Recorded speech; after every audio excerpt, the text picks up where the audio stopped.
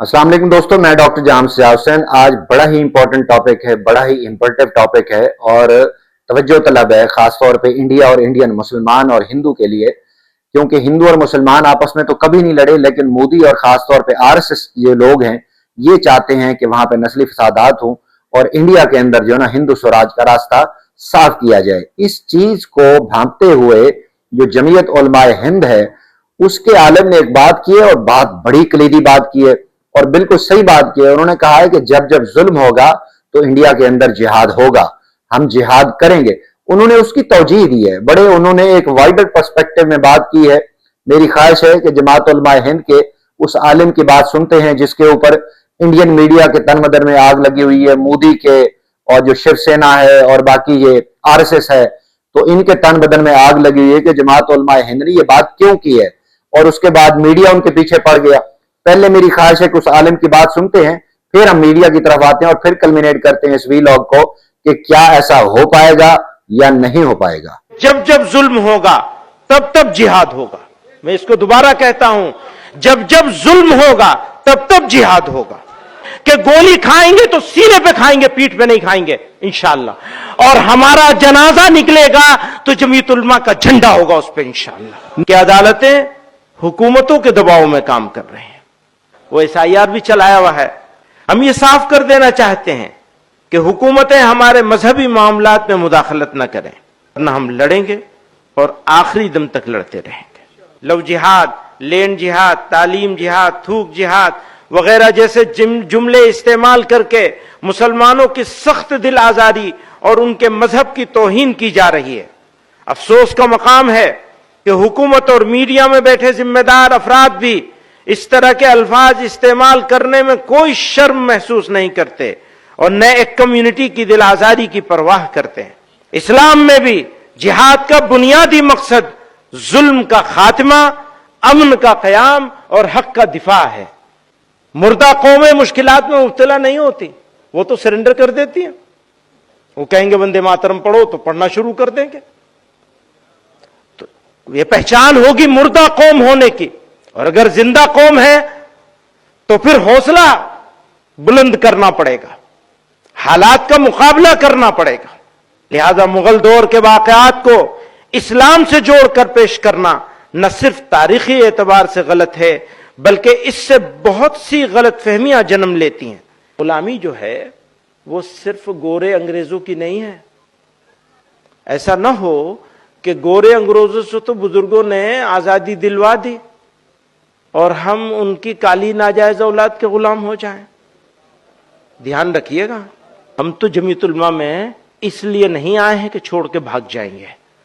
पीठ पे गोली नहीं खाएंगे, गोली सीने पे खाएंगे। तो भागने की तैयारी कुछ नहीं है, जाना कहीं नहीं है। न जाएंगे न आप लोगों में से किसी को जाने देंगे। कोई ये सोचता हो कि कोई चला जाएगा ओहदा न होने की वजह से, ये कैसे होगा?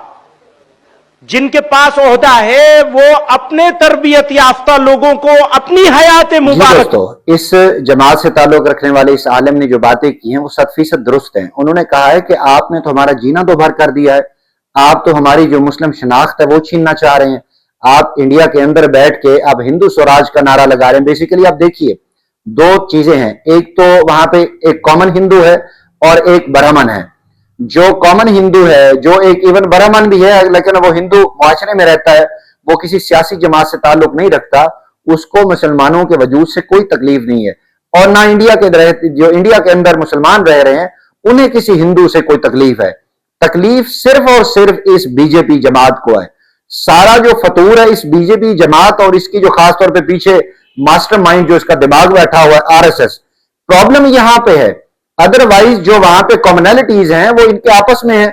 इनसे पहले जब मुगल यहां पे फरमारवा हुकूमत किया करते थे तो हिंदू मुस्लिम का भाईचारा बड़ा फकीदुल मिसाल था और जिसका अक्स आपको कायदे आज़म मोहम्मद अली जिन्ना के रूह में नजर आता है। कायदे आज़म मोहम्मद अली जिन्ना को जो हिंदू और मुसलमान है उसका एक इत्तेहाद का सफीर माना जाता था। वजह यही थी कि उस वक्त एक रवादारी थी मुआशरे में। जब से आरएसएस का वजूद आया है और उसके बाद इस भाजपा सरकार ने जन्म लिया है तो वहां पे मुसलमान समेत जो बाकी माइनॉरिटीज हैं उनका जीना तो भर हो गया है। ये वही हालात हैं जिसकी तरफ ये आलम इशारा कर रहे हैं कि आप लोगों ने ठान ली है कि इंडिया से मुसलमानों का वजूद ختم کر دیا جائے, ایسا ہو نہیں پائے گا.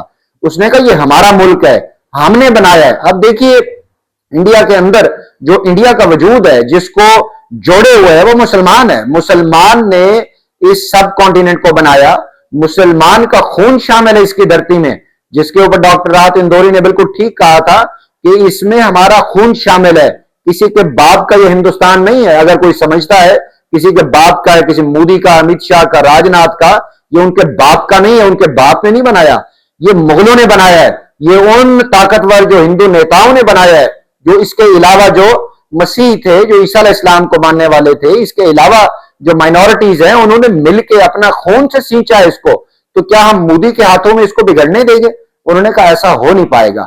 اس کے بعد اس بیان نے پوری آر ایس ایس کے اندر, بی جے پی کے اندر پوری آگ جو ہے نا, وہ ایک ان کے آگ جسم کو آگ لگ گئی کہ بھئی ایک مسلمان انڈیا کے اندر بیٹھ کے, خاص طور پہ جب R S S B J P ہندو سوراج کا نعرہ لگا رہی ہے, ہندو دیش بنانا چاہ رہی ہے, تو اس وقت اس ایٹماسفیئر میں ایک مسلمان اتنی طاقتور آواز اٹھا رہا ہے, یہ کیسے ممکن ہو سکتا ہے؟ خاص طور پہ آر ایس ایس کے چاٹوکار جب ہر طرف گونز گھوم رہے ہوں, تو مسلمان ایسا ایک عالم کیوں بات کر سکتا ہے؟ اس کے اوپر پورا جو گودی میڈیا تھا اس کو چھوڑ دیا گیا اس عالم کے اوپر, اور اس عالم نے بڑا دفاع کیا ہے. ابھی تک یہ دفاع کر رہے ہیں. انہوں نے ایک محترمہ سے بات کرتے ہوئے اپنے اس نقطہ نظر کو دفاع کیا, لیکن محترمہ جس انداز میں اگریسو وے میں ان کے اوپر بات کرے, میری خواہش ہے ایک ہلکی سی جھلک آپ دیکھیں, پھر ہم اس کو کنکلوڈ کرتے ہیں. بھائی آپ نے جہاد کو گالی بنایا ہے, ہاں آپ نے بنایا ہے نا, میں کیا کروں گا اس کو؟ نہیں, آپ نے میرے لیے جہاد ایک مقدس عمل ہے, ایک پوتر دھارمک ڈیوٹی ہے میری جہاد.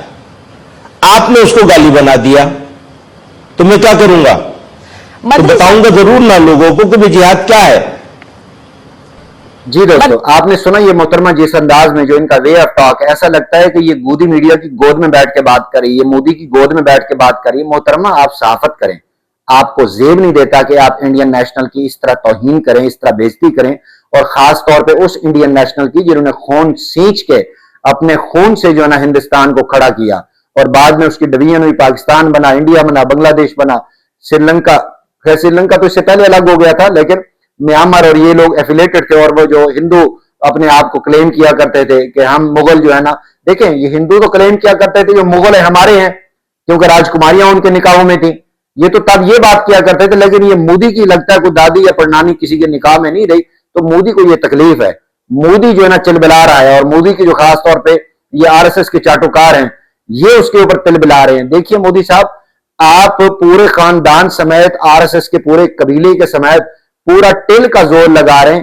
انڈیا سے آپ مسلمان اور سکھ, کرسچنز, کسی کا وجود, جینز, برہمن جو اپنے آپ کو آپ کہتے ہیں, کسی جینز کا, بدھ مت کے ماننے والے کا, کسی کا بھی وجود آپ نہیں مٹا پائیں گے. یہ ہو سکتا ہے اس رائے گانی میں آپ کا وجود مٹ جائے, آپ جو ہے نا اس اتہاس کے پنوں سے غائب ہو جائیں, لیکن جتنی مائنورٹیز وہاں پہ رہتی ہیں, سیکولر انڈیا کا حصہ ہیں, وہ ان کا وجود بھی رہے گا, ان کا کلچر بھی رہے گا, ان کا دھرم بھی رہے گا, ان کی رسومات بھی رہیں گی. آپ کا شاید وجود مٹ جائے, جو ہی آپ یہاں سے جائیں اور یہ کرسی کسی اور کی ہو, تو شاید آپ کا نام لیوا بھی باقی نہ رہے.